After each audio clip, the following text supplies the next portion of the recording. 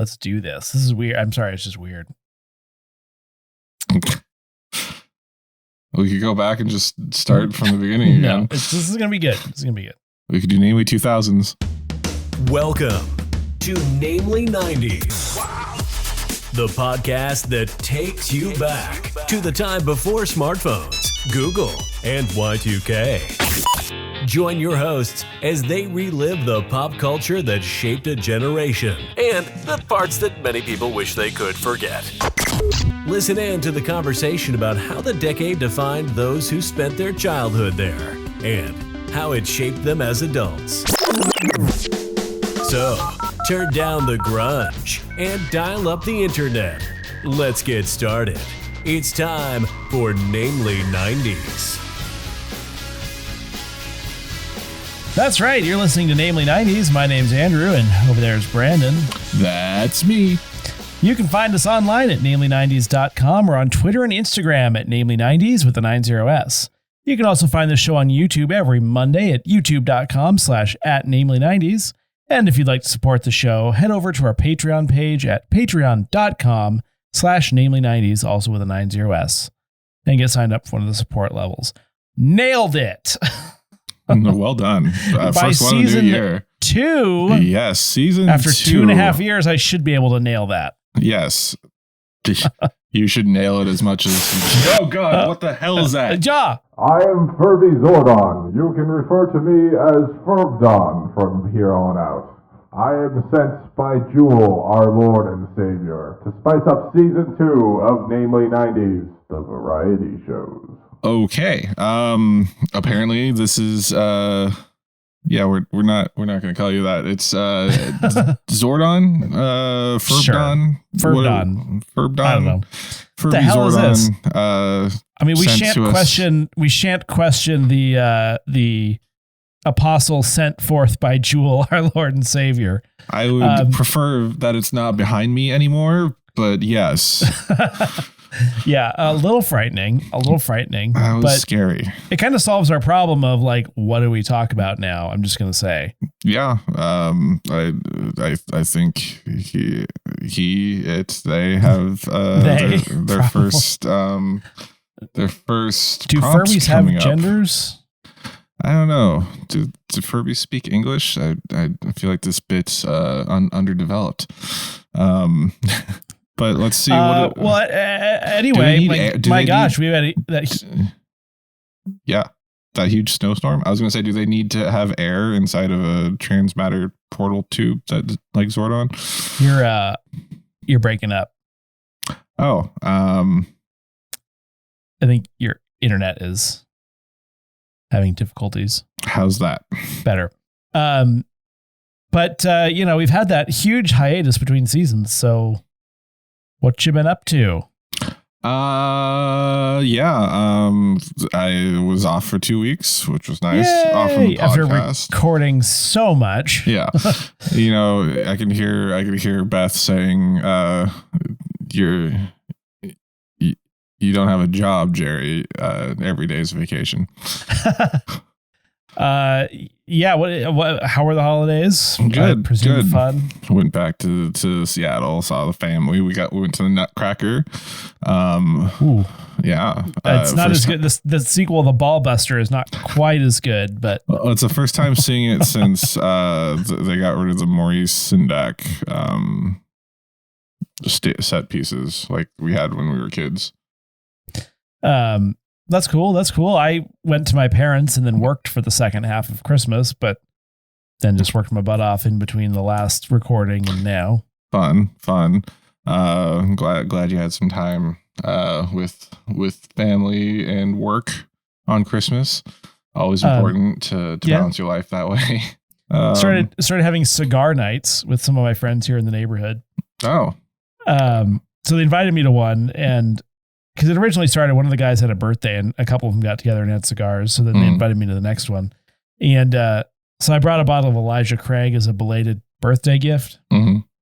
And apparently you can like dip the cigar in that. Yes. And then I just did a shot of Elijah Craig and I was like, oh, I'm not a big like bourbon guy. Was that before or after you dipped the cigar in it? It was after. It was like a small dip of the mouth end. Oh, right. Get it a little soaked while you're I decided I was going to Total Wine to buy some holiday gifts. I bought Kayla all of the necessary items to make a good quality old fashioned because she's a big whiskey person. Okay. But while I was there, I was like, I'll just pick up some cigars. And I got into the humidor and I got really intimidated because there's a bunch of them and they're all like individually wrapped. I was like, I don't know what I'm doing. So what did you end up getting? Well, I ended up I went out of the humidor and found a variety pack that was just like in vacuum sealed plastic. Gross. And so I walk up to the thing and I'm paying and she's like, do you know much about cigars? No, just kind of like lightly shook my head. And she was like, do you think these are any good? And I was like, I just went, I doubt it. She was like, they feel a lot softer than the other ones. Is that a good thing? And then I said, again, I doubt it. I mean, softer should be better, but also at the same time, like the cigars in the humidor should not be like stiff. My thought was, it's a variety pack. We're not connoisseurs. I probably need to actually do some research into it and determine what like a good entry level, but not vacuum sealed cigar is. You know what I mean? Yeah. I smoked cigars a little bit back in college and and I don't really know brands that well, but like I could recognize it if I saw it. Just like find a shape that you like first. Like, right. Don't fucking. The long ones are cool. The long, not too thin. Like the Karl Marx. Cha cha cha cha. Yeah. I like the Cubans. They've got notes of pork and mustard and I don't think Karl Marx was the right Swiss cheese. No, that's just a Cuban sandwich, which is, by the way, an excellent sandwich. Cuban sandwich is good. I love a Cuban. Their burgers are cool too. Called what are they called? Sofritas? Nope, that's not right. So anyway, as long as you don't bring a freaking don't be the guy that buys a torpedo. Like you're not Winston Churchill. Yeah. Yeah. I thought you were talking about the Bill Clinton torpedo one. The one that comes in the metal tube or whatever. No idea. That was something about an intern. I don't know. I thought there was a cigar case. Yeah. It's one of the shapes and it's one of the more douchey shapes. And gotcha. Yeah. I think that's what we had. I don't know, whatever. But Torpedoes. It's fun. It's a good excuse to hang out with folks and lightly expose your mouth to carcinogens and lungs. Mostly the lungs. Oh, and the mouth, I guess. Yeah. Always good. Always glad to hear you're dabbling in more cancers. Yay! Let's see. So hopefully you got a humidor for Christmas. And no, that's why I bought them in a bag, is because it's like apparently humidity controlled. I don't really have a humidor situation and I didn't know how long I'd be storing them. So that was part of the reason I bought something that was sealed. Aren't they all technically sealed? Yeah, they were wrapped in plastic, but they are storing them in a humidor. Gotcha. That's fair. That's true. You know what I really liked? I really liked the Hula Girl cigars. They were more. I remember you talking about that. They were cigarellos and they were kind of flavored, but they weren't bad in a pinch. Are you an old-fashioned connoisseur? Speaking of bourbon, yeah, absolutely. Why would you? Is bourbon the traditional spirit in an old fashioned? I thought it was. You can use. I think you use whiskey typically. Yes, but I think you can use bourbon. That's true. So what I got? Bourbon is whiskey. Yes, I got. Well, I think you have to have two things. You've got to have is the bitters, right? Mm-hmm. I forget the name of it, the specific one, but it's the Angostura. The one that's commissioned by the Queen.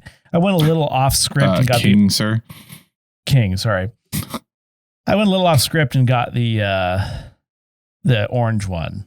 A little off script. Same brand. A little redundant, isn't it? Yeah, I know, because you have the orange peel, but I am a big fan of the orange flavor. And then, of course, the obligatory jar of Luxardo cherries, which are the nice ones. Yep. Do you use a sugar cube or simple syrup? I muddle a sugar cube generally. Nice. I think it's more traditional. Yes. Do you flame the orange peel, or you just wipe it around the rim and drop it in? It depends on if I feel like I don't make them at home that often, so I haven't made it since I have a proper blowtorch. I also feel like my blowtorch would light orange peel on fire now. That's fair. Yeah. And then I bought your favorite brand, Maker's Mark Private Select Fireside Spice. Fancy. And lastly, the molds for the big ice cubes. Oh, nice. So I feel like I've made a good attempt. It's not exactly perfectly traditional, but yeah, I think it's going to be delightful. It'll be your own signature old fashioned. There you go. There you go. Your wife. You said you bought it for Christmas? Yeah, stocking stuffer. Nice. An entire a 750 ml bottle of bourbon as a stocking stuffer. Yeah, the entire thing is just supplies to make the old fashioned. Insert GTA quote. Where's my bourbon? Right here. Did you know Costco has like a 3-pack of the Luxardos? Nice. I don't think we go through them fast enough. Now, old fashions, I'm not a fan of. The ones where they like pour basic maraschino cherry juice into it, which I've seen. That's just wrong. I've used the Luxardo cherry juice as the simple syrup before. Interesting. Yeah. You're listening to Namely Cocktails. Yeah, you're right. It's time to get in. Oh, wait, we haven't even discussed it. Season 2. This is one of 2 formats that we're starting. Yes. This is the variety show, and I don't know if we're going to change that name down the line, but essentially it means that we're going to be talking about multiple subjects like we used to in season 1, but this time it's going to be different types of segments throughout the show. For 3 segments plus a Namely 90s Minute. In general, it's going to be a discussion topic, prompted by Jewel, Lord and Savior Zordon that she sent us, Furbdon. Then we'll have a Namely 90s Minute. We'll have a game because you love it when we have our games. Oh yeah. And that will cycle through different things. It might be a BuzzFeed quiz, who knows? And then for the final thing, we will be debating against each other more or less because we haven't debated since the 7th grade. More or less. Andrew's looking coy over there like he has debated since. I don't know. I know I'm not. He is happily married, so I'm sure he's debated plenty in his life. And that's going to be the format for a little while. If you have some thoughts on where we should go with it, or if you like it, if you don't like it, leave us some feedback because But did you mention the deep dive? Did I miss that part? Oh, that's not this episode. So no, I know, but I just thought we might mention what the other format would be. Just so next week we're going to switch off every week, like back and forth. So the second format is going to be a deeper dive, and it's going to be either Andrew or myself. Either one of us will research a topic or event or something from the 90s in detail and present it to you, the listener, and to the other host for discussion. Yes. And hopefully we can make some humor out of that and definitely get you informed more about the 90s. So yeah, that's the format coming next week. And then we'll have in 2 weeks time, another variety show. And Andrew and I don't be afraid, but we're switching off duties on the deep dives. Yes, I'm actually doing research. Yes. So far, I've actually done research for this episode, so I'm off to a good start. Yes, 2 weeks in a row, he's had the reins for both episodes, which is terrifying for at least one of us. Well, I mean, the game and then the thing later, but yeah. And then, so hopefully that'll give you a more informed namely 90s that focuses not only on the 90s, but the 90s and today. Yeah. And my first story about the 90s starts in the 60s, which makes no sense whatsoever, but you'll find out soon. Oh, yes. But for now, let's toss it over to Furbdon. I really don't want that name to stick. No, it's bad. Gameboys are handheld gaming consoles released by Nintendo in 1989. They have since become iconic pieces of gaming history, inspiring nostalgia and reverence among gamers both young and old.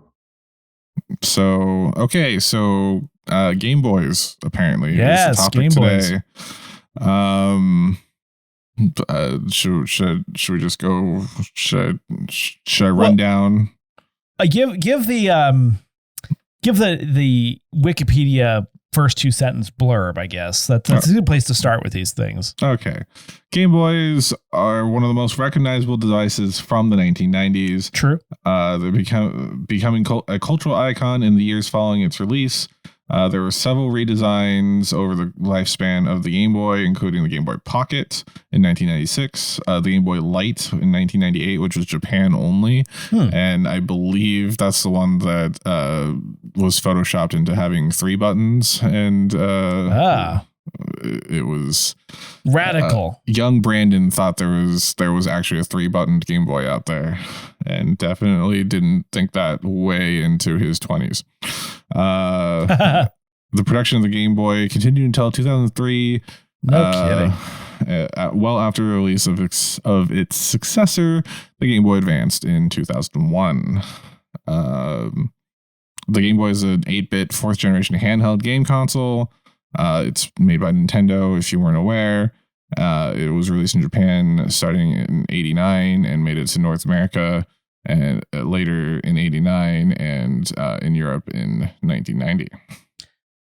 The fact that it's a 4th generation console makes me really concerned for generations 1 through 3. Well, handheld console. So no, I know, but you know what I mean? Like, this felt very remedial and basic, but at the time was fairly advanced, right? Yeah. Oh yeah. What was the model before? Like, what was a 3rd generation handheld game console? So I know the predecessor to this was the Game & Watch series, which was if you played Smash Brothers, he's the little pixel guy. Oh wow. Yeah. It's like, do you remember the Tiger handheld games from the 90s? Like, there was like one game that you can play and it was all like weird graphics. It was like that, except way more rudimentary and like. So the Game & Watch, you didn't insert different games, right? No, you bought different consoles for different games. That is so interesting. Yeah. And it's kind of shaped like a Nintendo DS. Yeah, but it doesn't flip, right? Correct. What? It doesn't flip open like a DS. It's just no, it's just rectangle. A single. Yeah. That's trippy. Why did I not know these existed? It's less known. I didn't know about it until Super Smash Brothers Melee, when Game & Watch became a character. It may not have really been that main. I mean, they probably were pretty mainstream, but they look relatively low quality. Yeah, I feel like I saw some in Hawaii once. It's like a liquid crystal display. Yes, before LCDs existed. Not so. Yeah. So like the Game Boy features a dot matrix screen.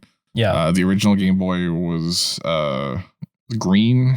Like that was the color of it. Of the screen. Yeah. They meant the actual body. I was like, no, it was more of a gray cream, depending on. But yeah, the screen itself was super green. I think that's just what like the background of the dot matrix looked like. Oh yeah, there was a brightness scroll bar on the side, like the contrast or whatever. That's pretty much what it did. Yeah. I like how it says on the front of the console, it says stereo sound, and then there's a single speaker. That's a good point. But if you plugged in your headphones, you got stereo sound, I believe. True. Yeah, so it had a directional pad or a D-pad, as we call it. Give them the D-pad. Two buttons and a start and a select. Yeah, there's a volume dial too. Oh, this is bringing me back. So the Game Boys had cartridges that you kind of like the Nintendo, where you would buy a game, you'd put it into your Game Boy, you'd turn the switch on, which would lock the cartridge in. Yeah, the locking the cartridge in. That I remember that. Oh yeah, and that would start your game. And early on, there was no save function for the games, much like early Nintendo games. But as time went on, they put batteries in them, like in Pokemon, so you could save your progress in your game. So that's like cool. If you went back to your Pokemon Yellow cartridge right now, the battery would probably be dead, so you wouldn't be able to save on your cartridge. Right. And yeah, I think some of the best-selling games were Super Mario Land and Tetris. We had both of those. I had Tetris. I had I don't think I had Super Mario Land. I had Donkey Kong Land or whatever those were. Yeah. So the Game Boy somehow received mixed reviews because the fourth generation competitors included the Game Gear, which was Sega's handheld, which was color and was playing the same 8-bit games that the Sega Master System was playing. I think that's the one, their 8-bit console. Atari had a Linux, and NEC had something called the Turbo Express, which I've never heard of. And I said Linux, I meant Lynx. I was going to say it had Linux on it. Yeah. Wow, impressive. Its lack of a backlight and lower graphics and bulky design for the price were met with criticism, but it had the highest battery life of any of those. Well, I mean, it makes sense. It wasn't providing light. Yeah. But it was 4 AA's. Was if it I 4? recall. Yeah. According to the resource I just typed in. No, that's correct. It lasted a pretty long time. Yeah. And the reality is, like, if you didn't know what gaming at night was, because it was never really a thing, then you just played during the day, I guess. But my brother had the magnifying glass with the light in it that you would clip to it. Do you remember that? I forget what it was called. I think because it wasn't a Nintendo thing. It was like a second or a third party. I thought it was something called a Light Boy. I know. So I had one too. Yeah, there's something called a Light Boy, and that's the magnifying glass. Oh. And it has a Nintendo. Game Boy on it. Maybe it's licensed. Yeah. Game Boy not included. No. Okay, so it was made by a different company, but it was licensed. I had one too. I had one for that, and I had one for the Game Boy Color as well. I had the little worm light for my Game Boy Color, the one that you plugged into the side, into the little port. The best replaceable lights and optimum magnification. Let's see. Because I remember my cousin had the Game Gear, as I've talked about before. But he also had like this giant battery pack that was the size of a 90s or a 80s cellular phone that attached the bottom to it. So it wasn't like as portable as like carrying around. Like it was bigger or like the same size as my Nintendo Switch. To carry the batteries around in a backpack. Yeah, but the screen was the size of a Game Boy, so it was like super small. Yeah. So you had your own Game Boy? I had, I mean, it's probably my dad's, but I played it all the time. Yeah, my brother had it, but I got to play it. And I remember the only games I think we had were Super Mario Land and Tetris. And I was horrible at both, but it was always fun to play. I had Tetris. I preferred Tetris 2, and better music, better attack mode. And my favorite games were Double Dragon, Solar Striker, which I finally beat during a blackout in 2010 after playing it my entire life. And yeah, Double Dragon. Oh, and Teenage Mutant Ninja Turtles 3 Radical Rescue. which is Metroidvania, which I never realized as a kid. I was just like, oh, cool, it's turtles, and you propel her down with Michelangelo's nunchucks. And yeah. And then, of course, eventually the Game Boy Pocket came out and the Game Boy Color came out. And Game Boy Color came out around the time of Pokemon and Pokemon Yellow for sure, because that's what I got. I had the yellow yellow Game Boy Color with the yellow. No, that wasn't backlit either. Yeah, because I had the light for it. Game Boys were not backlit until the Game Boy Advance SP. But the interesting thing is that of the fourth generation consoles, fourth generation handhelds, even though it was like technologically inferior, according to this, which is true. Yeah. Why did Nintendo stick around? You know, it's kind of interesting. Now the other ones really remained. That's a good point. Well, so Sega had lost the console war. Like that was the console war from the early 90s. It was. But I mean, it's the third best-selling video game console of all time in total. The Game Boy, yes, and that's because they didn't update it until for a decade. I mean, they updated it, but they didn't change it for a decade. So I think it's including. So technically, I see what you're saying. It's including all the iterations until the Advance came out. Yes, as far as I'm I get aware. that. That's a good point. At least I think that's what it is. But yeah, no, everyone had a Game Boy. My uncle had a Game Boy. You know, it was something special because Nintendo always makes good games. There was a Game Boy Light that came out, and that was the backlit, but it's a Game Boy Pocket that had a backlit screen, but at the same time, it was only released in Japan. Yes. Yeah, the Game Boy Pocket ran off of 2 AAA batteries, which was pretty cool. I remember that being a selling point. It's just so like the Game Boy was classic. It was the hipsters would still pull those out and be like, "Oh, I'm playing Pokemon Gold and Silver on my hipster Game Boy Color." And what do kids pull out now to play? Phones. Well, my kids have Switches. Yeah, that's fair. Switch Lite. Yes, but like, what do hipsters pull out and play now? Is the question. How many Game Boys do you have? Do I still have, or did I have? Still. How many Game Boys? So I don't know what's in my storage locker. That's fair. I think so. I know I still have the original Game Boy. Wow. I think I've seen the Game Boy Pocket around somewhere. I don't know where my Color ran off to. I didn't sell any of them.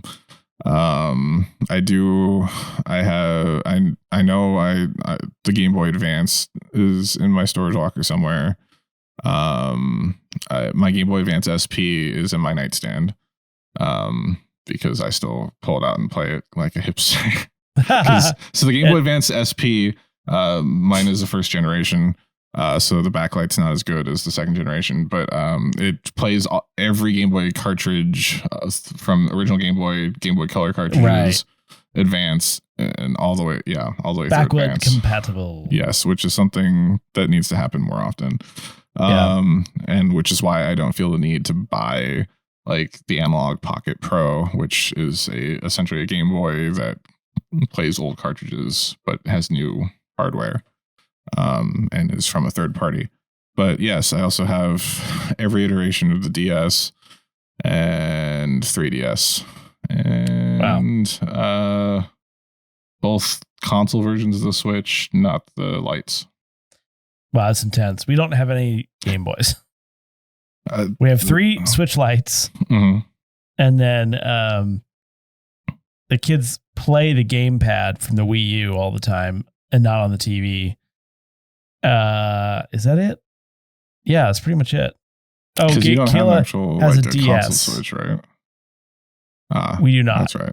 Yeah, and the Kayla's got a DS. She bought another one that works after her other one got trashed by children. That's fair.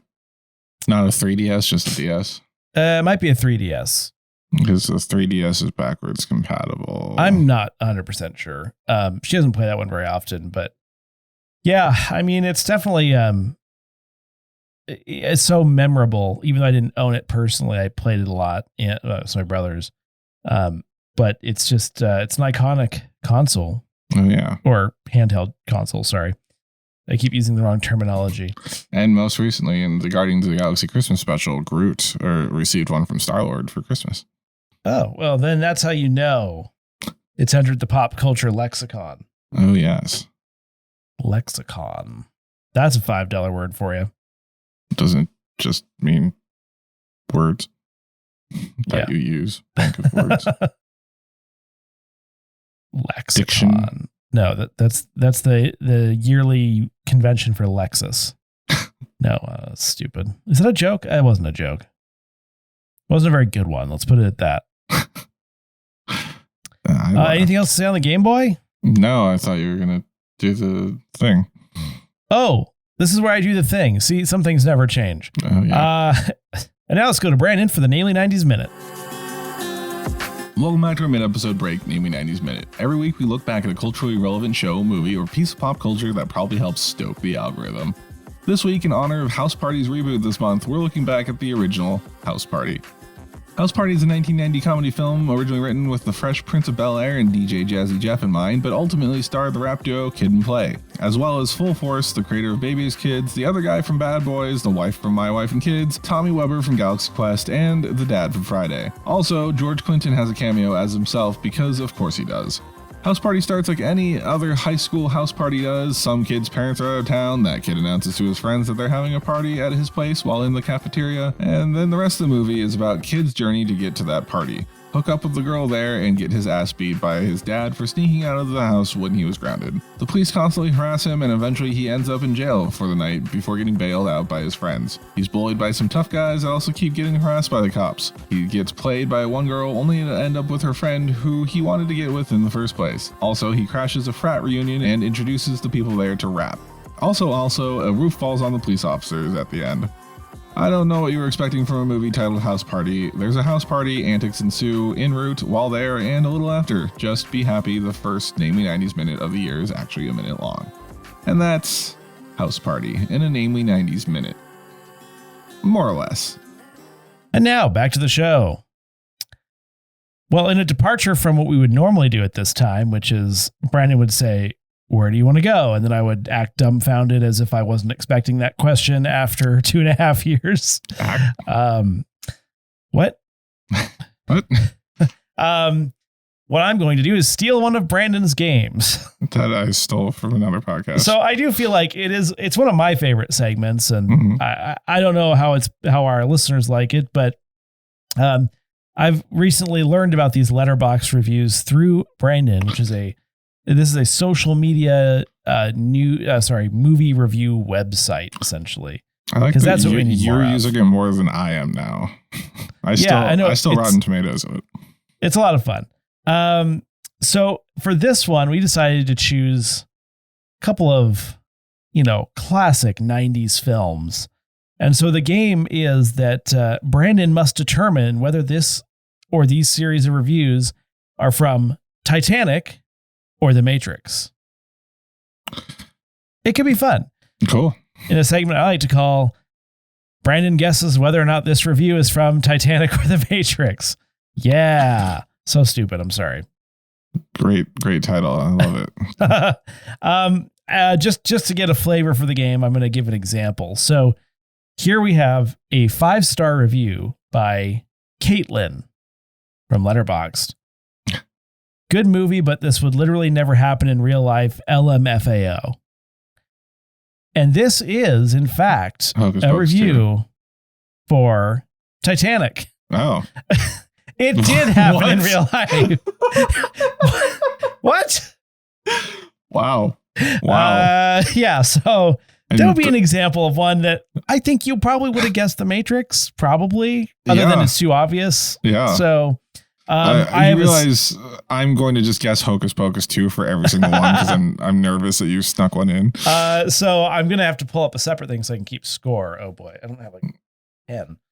While we're waiting for Andrew to get a score notepad, thank you for joining us for season 2 of Namely 90s. Yeah. We appreciate your patronage and listenership. And strangely, the views are going up on YouTube. So cool. Thanks for that too. Yeah. All right. I am ready. So for our first review, this is a 1-star review by Fuzzy Info. Fuzzy Info. And you're going to tell me whether or not you think this is from The Matrix or whether you think this is from The Matrix or Titanic, or a review of one of those things. Okay. I watched this movie while I was violently high on edibles and ended up silently having a panic attack.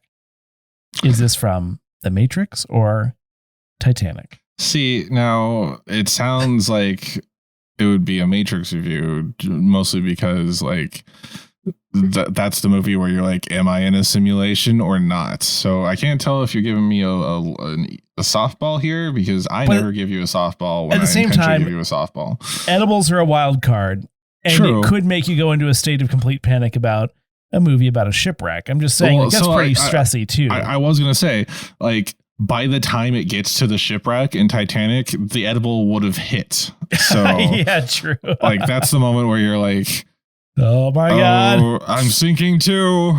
So I'm going to go with Titanic. Final answer. Ooh. It wasn't actual. Why are you so nice? It's from Hocus Pocus 2? No, The Matrix. Okay. So that's game 1. Okay.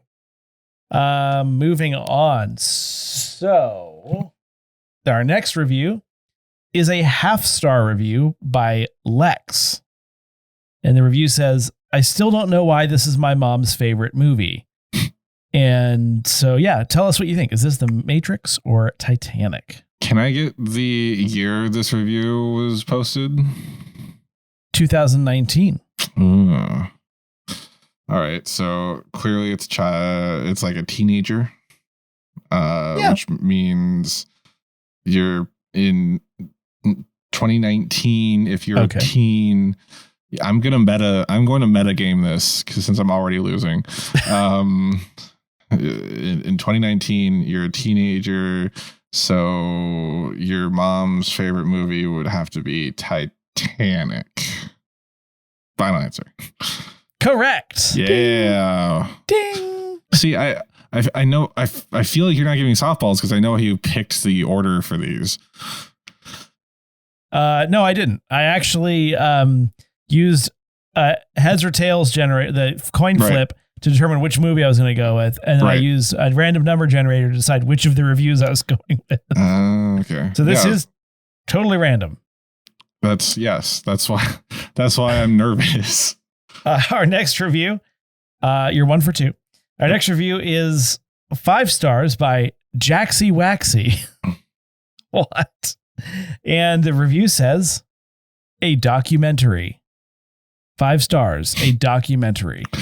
Is this The Matrix or Titanic? See, now if I was doing this, I would find the Matrix review that said this, because that sounds like something that would be for the Titanic movie, because it starts with actual footage of the sunken like Titanic. It's based on a tree. Yeah. Mm-hmm. Yeah. So I just can't, like, the smart play is the Titanic, but I feel like I'm going to go with Titanic. Titanic, final answer, because that should be the correct answer. Oh, so sorry. That is a review of Hocus. No, I'm just kidding. The Matrix. Of course it is.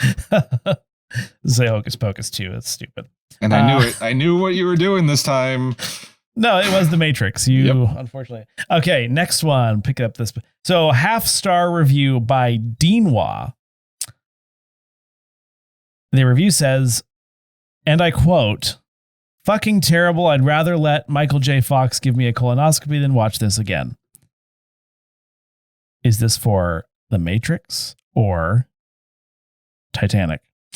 So I feel like Michael J. Fox implies that it's a male viewer, because what woman wants to see Michael. For some reason, I feel like you're right. I don't really have a way of answering. I don't know, right. But and also colonoscopy would be men instead of women. That is true for the most part. Yeah, women can get it, but it's not very common. Right. So I'm going to go with Titanic. Oh no!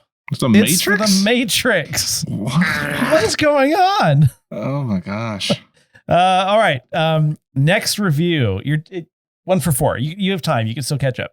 Okay. 5 stars by Ainsley Furs. The review says, honestly, they did this to themselves. Themselves, 2 words. Is this for Titanic or The Matrix? Well, so like it sounds like something that you would say about humanity in the Matrix movie, but also about the Titanic running into the iceberg because they were too proud of themselves. I'm gonna go Titanic.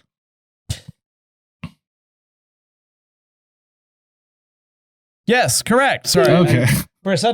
For a minute, I panicked because I thought I had the wrong. No, that is correct. Yeah. Titanic. Sorry, I'm new at this. I mean, your ding sound effect sounds great. All right. So our next one is a 5-star review by Ryan Hinckley. Nice pseudonym, I guess. Oh, yes. In all caps, Brandon, I understand now this movie is heat.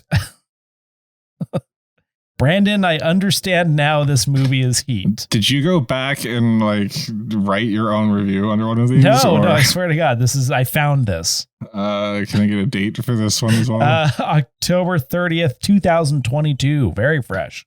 I feel like this is a friend that was told to watch The Matrix repeatedly, like say The Godfather, and then finally after not watching it because they're just so damn stubborn, watched it and realized, oh, this is a good movie.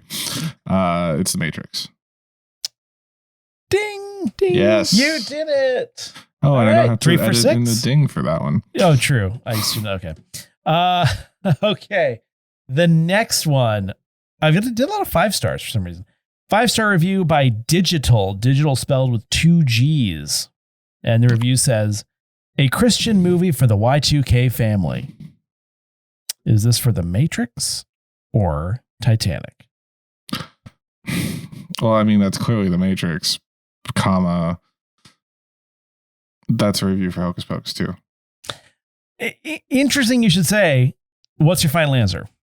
It's a review for Hocus Pocus too. It's a review for The Matrix. I don't know if I count that against you. I'm not sure. I guess I do. Okay, yeah, that's fair. I can see where you're going because to me it's between those 2 movies, but I just found it funny. I don't know. I mean, it was obviously The Matrix, but I was like, this is somehow a review for Hocus Pocus. And this seems to be an appropriate next review. Mm-hmm.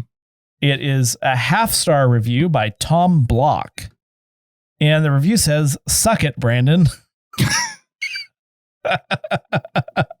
Oh, it's The Matrix because this is F. Joe Byron stuff. Final answer. If that's Hocus Pocus 2, I'm going to kill you. It's Titanic. What? Yeah. Was there a Brandon in the film? Is a review for Titanic. I have no idea. These are dumb reviews. I don't know. Why? Okay, the next one is a 1/2-star review by Electric Deckard, whatever that means. Uh-huh. And this review says, that reminds me, I need to refill my prescription. Is this for Titanic or The Matrix? I mean, if prescription is weed, we're going to go with The Matrix. I mean, okay, fair. Final answer. Ooh, I'm sorry. That is a review for Hocus Pocus 2. Yep. The moment I stopped to think about it, because there's something about they go to like a CVS or something.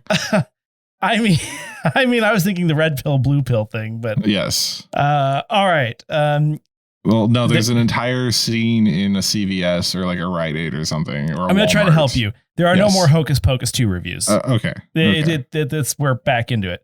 I'm not counting that one against you either. Right. But I still wasted a selection of the correct answer on Hocus Pocus 2. All right. Next review, 1/2 star by Daisy. I think I missed some key plot points as a result of giving someone head mid-film. It did seem boring, though. So like I love this review. That sounds like, because you think that that the person giving is the one that wasn't interested in watching the movie, so that makes me think The Matrix, but there's nothing romantic about The Matrix, whereas there's some steamy sex scenes in True. Titanic. Man, you're making some good points here. I mean, I'm gonna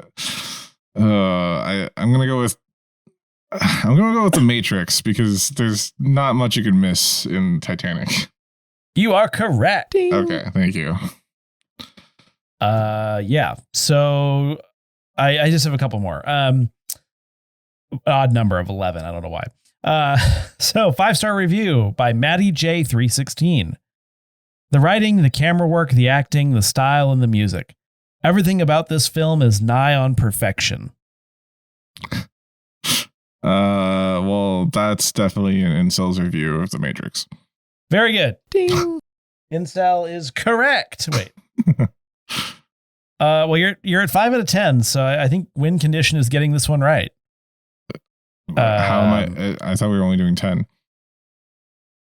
I decided to go for 11. Okay, it's your game. There were too many I wanted to use. Actually, I just wanted to, I went back and added the Suck It Brandon one because it didn't get selected randomly. I had to do it. Fair enough. Half star by Awesome Hat. Shit film. Why is this one of the highest, grossest movies of all time? Snooze fest, bad characters, annoying music. Well, I love this review. See, I feel like this is a red herring because, like, they say highest grossing, which would be Titanic, but then... But they also wrote highest grossest. I'm not even kidding. That's what they wrote. Right. I don't want to deter you from any answer. Right. But the music... I mean, the music in The Matrix is not great. It's all like rave music. Techno, ravey. Mm-hmm. Yeah. But I'm gonna go against my better nature and say that's a Titanic review because highest grossest. Congratulations. That is Titanic. Oh, you yes. have achieved a 6 out of 11. Wow. Which is, I'm going to call a win on this one. You did better than if you just flipped a coin. Thank you. And this has been Brandon Tries to Determine If This Review is from Titanic or The Matrix. Suck it, Brandon. That was not the original title, but okay. Now let's give it back to Furbdon. Furbdon, take it away. Furbdon. Are we really sticking with that name? I don't know. We'll workshop it. We can, whatever. It's fine. This week on Namely 90s, we discuss topics from the 1990s. What's your favorite TV show from the 1990s? Buffy the Vampire Slayer, Seinfeld, Sex and the City, Friends, The Fresh Prince of Bel-Air, Buffy the Vampire Slayer. Go forth and discuss. Okay, so Andrew's gonna flip a coin, or Andrew, I'll flip a coin. Okay, fine. Oh shoot. Yeah, you do that. You just call it. What do you want it to be? Working on it. So let's see. You're gonna flip a coin. You're going to call it. Okay. You tell me when you're ready. Flipping now. Heads. It's heads. Yes. So this means I get to pick first, which is good. Because I feel like your strategy would be to pick the one that I want. Yes. So that I can't defend and therefore lose. Yes. I mean, I think you have to guess that I'm going to choose Friends. And while I really want to do Buffy, but since you picked Friends, I guess I will do Seinfeld. I mean, it's kind of the obvious choice. Yeah. It's not apples to apples, but For some reason, I thought you picked Tails originally. No, it was heads. So, since you won the coin flip, you get to decide who goes first. Well, are we going to give a quick synopsis, or do we think people know enough about those shows? Probably. This is your segment. I honestly have no idea how it's going to go. Well, I mean, just as a quick refresher, Friends is an American television sitcom created by David Crane, Marta Kaufman, which aired from 1994 to 2004, which is 10 seasons. Ensemble cast featuring Jennifer Aniston, Courtney Cox, Lisa Kudrow, Matt LeBlanc, Matthew Perry, and David Schwimmer. Revolves around 6 friends in their 20s and 30s who live in Manhattan, New York. It was originally started to be developed in 1993 as Insomnia Cafe. They spend a lot of their time in a coffee shop called Central Perk. And it's about the antics of these different individuals who basically form a family unit as friends. Yeah, I mean, if you don't know of this show, I literally don't know where you've been. Even young people know of this show, generally for the most part. It is a very highly streamed and watched and syndicated show.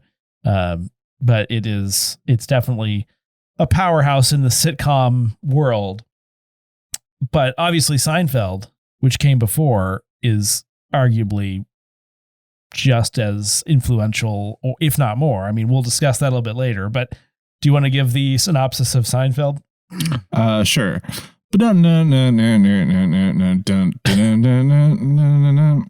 Seinfeld is an American television sitcom created by Larry David and Jerry Seinfeld, airing on NBC from 1989 to 1998 over 9 seasons. I feel like your 10-season thing was a pre-debate dig.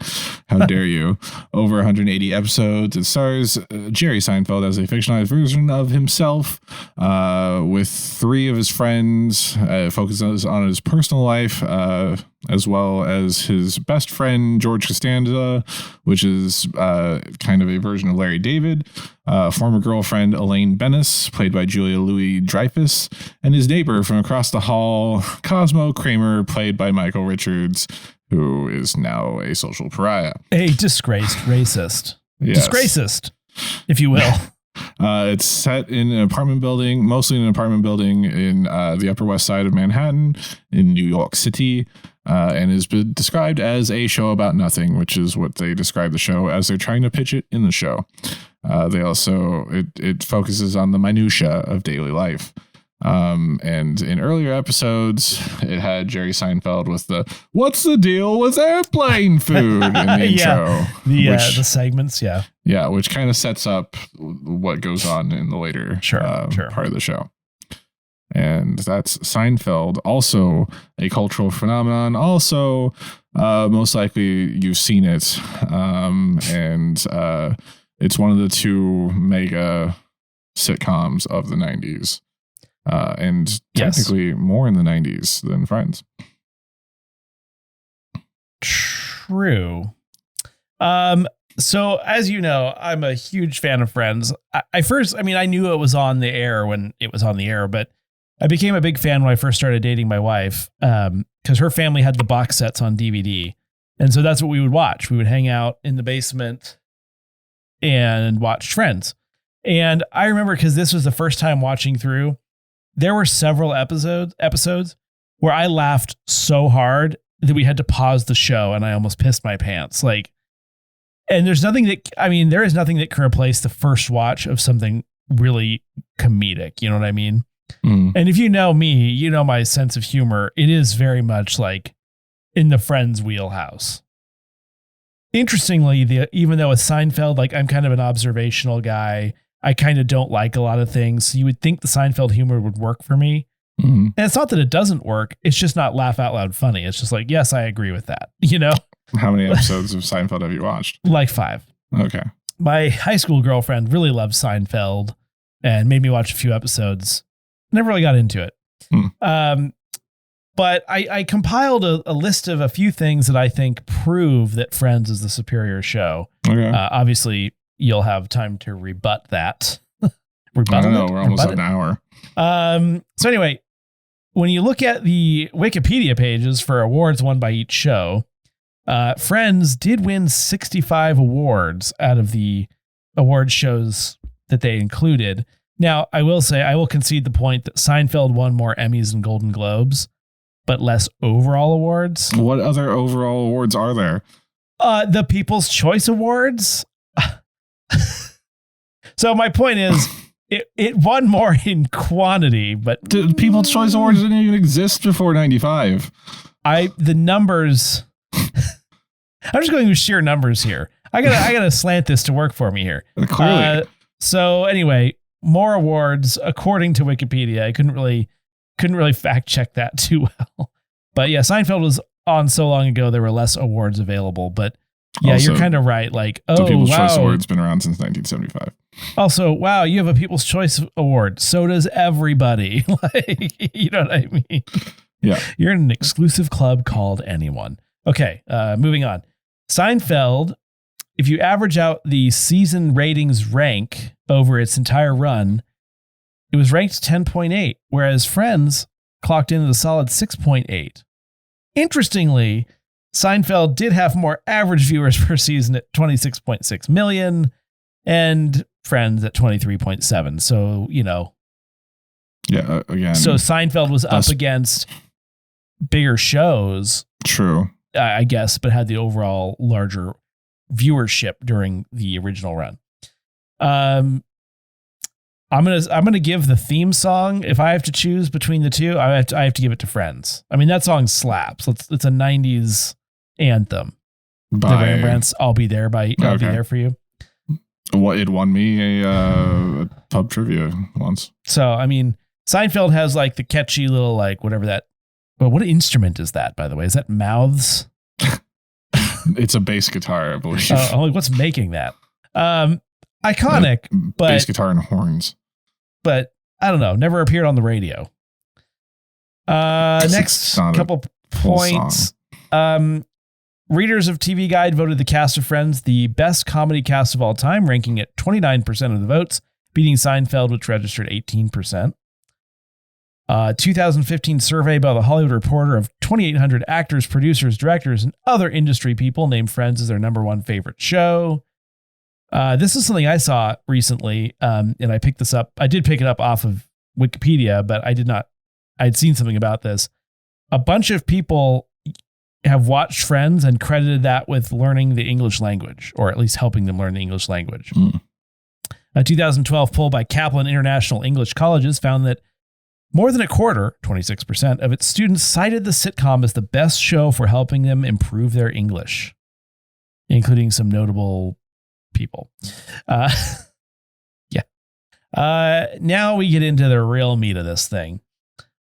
Steve Bannon invested in the syndication rights to Seinfeld, so at least when you watch Friends, you aren't giving that psychopath any of your money. The Connection, I stole this from some newspaper article. The Connection has been particularly galling for one of the writers of the show, Peter Melman, who told The Guardian he was aghast that a raging anti-Semite was making money off a show based on Jewish humor. I guess he and Kramer should get together. That'd probably be a match made in heaven. Friends had a spinoff, Joey. Seinfeld had none. But in thinking about that, it actually seems like an argument in favor of Seinfeld. And more importantly, Curb Your Enthusiasm is more of a spiritual successor and is definitely the better but again, series. Joey is an argument for Seinfeld, so I'll concede that point to you. We do have UK listeners where Joey went on for 2 seasons and was weirdly enjoyed over there, enough to spawn episodes. My next question, isn't Jerry Seinfeld kind of a prick? I'm pretty sure he is. I mean, most famous people have a little bit of a mean streak, right? But David Schwimmer? Yeah, I guess he could be. I don't know. You're right. I just thought that was a fair point. This is not backed up by anything. But I think that for me, like my own personal opinions, not just pulling random stats out of my out of Wikipedia, is that I laugh consistently at Friends. I've seen it multiple times. I still laugh out loud at the show. I laugh at Seinfeld once or twice an episode. I don't disagree with what they're saying. I don't think what they're saying is not clever, but I don't laugh at it. Now, we're not saying which one's the funniest. I understand that, but the rewatch value for me on Friends is high, and I don't know that I would have that with Seinfeld personally. The stand-up bits, I just don't think they're funny, but I think it's because it's like 80s stand-up comedy, which I apparently just don't care for. It only existed in like the first part of the first couple seasons anyway. Well, that's good. But I do remember seeing it. I just think like as far as observational comedians, Jerry Seinfeld's not the funniest one. I really think there are better ones out there, but obviously he still made a show, you know? And then I think the last couple points I had, I think I mentioned this already, but Seinfeld just kind of has like this vaguely unfriendly vibe to me. Like they're kind of horrible people, as you've stated.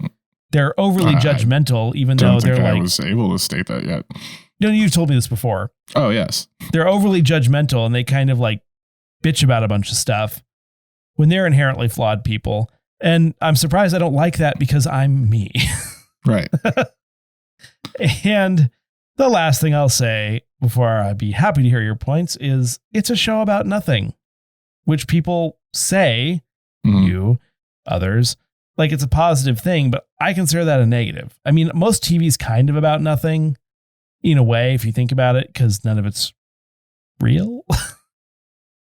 But like, and I know Friends sometimes has episodes that are kind of about nothing, but Seinfeld, I just feel like I'm in a time suck when I watch it. It's not, I don't find it enjoyable. I wish I did. I want to find it enjoyable, but I just don't. Well, Andrew took up my time, so that's it for this week's edition of Namely 90s. I want to hear your thoughts on Seinfeld. We literally just hit an hour. You went on for 10 minutes straight. Oh, sorry. We can, if you want to do, I thought we were doing more like state each case and then. Yes, and then you did your entire rebuttal as well, and I have nothing. I mean, it was just the information that I gathered. But you didn't limit yourself to time, so we're out. I didn't know I'm sorry, I didn't know there's what our time limit was. Do you want to redo that and kind of pare it down and let you respond to things? I'm sorry, I thought we were doing it in a different format. I apologize. I mean, I was just letting you enjoy yourself. What more can I say about Seinfeld that Andrew didn't already try to head off at the pass? It is a show about nothing, whereas Friends is also a show about 6 people that are really super into themselves. True. Which really isn't that different than Seinfeld. They both spend time in a coffee shop, which apparently is more fulfilling when Andrew watches Friends. They both are a part of our cultural lexicon, where Friends gives you things like, can you give me a pop culture reference from Friends that people know? I mean, I will readily concede the point that more pop culture references have been drawn from Seinfeld than any other sitcom. I mean, like I yada will yada yada, that. Double no dipping soup for you, master of my domain. Not that there's anything wrong with not that there's anything wrong with that, but also terms like man hands, shrinkage. Yeah, no. I will concede that point all day long. Regift, yes. Seinfeld has the most pop culture. I was trying to look up pop culture on Friends, and there's just like pretty much the Rachel and how you doing. That's like the only thing we were on a break. Yeah, I mean, we were on a break is a famous quote, but like it's not part of daily life like many Seinfeld concepts. So I can work it in daily life. I was in the pool. That's shrinkage. There's the Frogger episode, but the muffin tops where Elaine was like pulling the tops of muffins off because that's the better part of the muffin, right? And then she wanted to donate the bottom parts of the muffin to the homeless shelter, and then they're like, we don't want a half-eaten muffin. Exactly. They riot. I don't know. Friends also encapsulated pop culture. Jerry Seinfeld, or his version of himself. Yeah. Like there was a Jerry and Superman American Express commercials. Both shows affected halftime show or Super Bowl viewings. I think what's interesting is the shows have some similarities, right? Yes, but it's still kind of like comparing apples to oranges, even though you have a point. As half of Friends aired in the 2000s, whereas except for half of a season of Seinfeld aired in the 90s. You're right. I mean, I think what it comes down to is like both of them are extremely popular. I don't know how many people like both thoroughly, or if that person exists. Can you like one and not like the? Can you like both? Yes. A lot. Why could you not? I was just curious. It seems like a little bit of a dichotomy to me. That's why I ask. I really don't see them as different sides, or possibly different sides of the same coin. But there's like they're different humor, but they're still funny and a piece of pop culture. Like they've both defined a lot. I don't think at the end of the day, I'm not sure it's possible to really say which one is better, because a lot of it does have to do with personal taste. And as we saw from the statistics I attempted to present, like, yeah, they kind of like, neither one really edges the other one out, you know? Right. Except in viewership.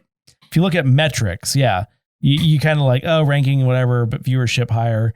But then Friends seems to do better in syndication. You know, it's just like there's a lot of different stats. Not like Seinfeld's currently also nationally syndicated. Oh, no, it's done well, but I was like looking at the earnings and stuff. So I guess my point is that it's like, could a person definitively make and rest a case so strong that someone would say, you know what, that is the best one? I just don't think that's possible. I don't think you can get a general consensus of which one's better, because frankly, can't we just agree that they're both good? I'd like to remind you that this is your segment. So, one, you wanted the debate. Does it need to have a definitive finale? And two, no, I don't think are you attacking Seinfeld then to only end with who could say which one's better? No, my point is, if you ask me, yes, I believe Friends is the better show. But I also fully acknowledge the fact that it's funnier to me, but my taste in comedy could be different than that of another person. And I understand the contributions that both shows made to society and entertainment and all that stuff, where it's like, I think in a lot of debates, there's a clear winner. I don't know where you win on this one. Can you again, win? It's your segment. Well, I mean, if I was to sit down and watch a random episode of Friends or Seinfeld, I would watch Friends. Really? Although if I could, for ease of jumping in, it's easier to jump into a Seinfeld episode than it is a Friends episode. Yeah, I feel like there's more story arc that you sometimes have to get up to speed with Friends. Right. Is there a baby? Is Phoebe pregnant at this point in time? It's like a light Ross background and Rachel story together. Yes. Like you can still laugh at the show without knowing the story, but it is a little confusing. Right. Whereas Seinfeld feels very much like a series of standalone. I'd also like to remind the moderator of this debate that you forced me to pick Seinfeld. I mean, you could have done Buffy the Vampire Slayer, but I'm just not sure. What stats you could have found to compare it to? Yeah, there's a definitive chart on comparing Friends and Buffy the Vampire Slayer. But I think, honestly, the way to settle this is, well, we probably never will, but sound off on Twitter. Let us know what you, the listener, think. If that's still something that exists right now. Okay, yeah, true. Twitter or whatever new platform. What's the new platform we're supposed to use? Sporks. Isn't there like some open source, like decentralized Twitter thing that everyone's supposed to be using now? Spatzel. Is that what it's called? No, it's Bumble or something. Not the one that Steve Bannon is on. Bramble. Butterfly. Yeah, so that was our wildly successful segment on Seinfeld versus Friends. It's now been 10 minutes since I said we gotta workshop it. We're done. We're at an hour. Anything else to other than that we're over an hour to contribute? I think that might be it. Yeah. If you're hearing this segment, that was the first debate segment in Namely 90s. And that's it for this week's edition of Namely 90s Season 2. Remember, you can find new episodes out every Monday.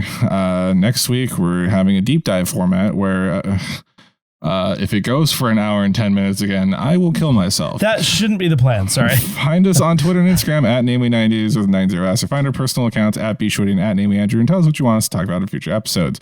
If you'd like to support the show, please check out our Patreon, patreon.com/Namely90s, also is 90s, and maybe you can get some of the cut content from this episode. Finally, you can also contact us through our website, Namely90s.com. Please subscribe to us on Apple Podcasts, Stitcher, Google Podcasts, Spotify, YouTube. I was on a break and in a pool. Deezer, TuneIn, iHeart, Good Pods, and wherever you get your podcast from. I'm Brandon, and that's Andrew, and we'll catch you next time.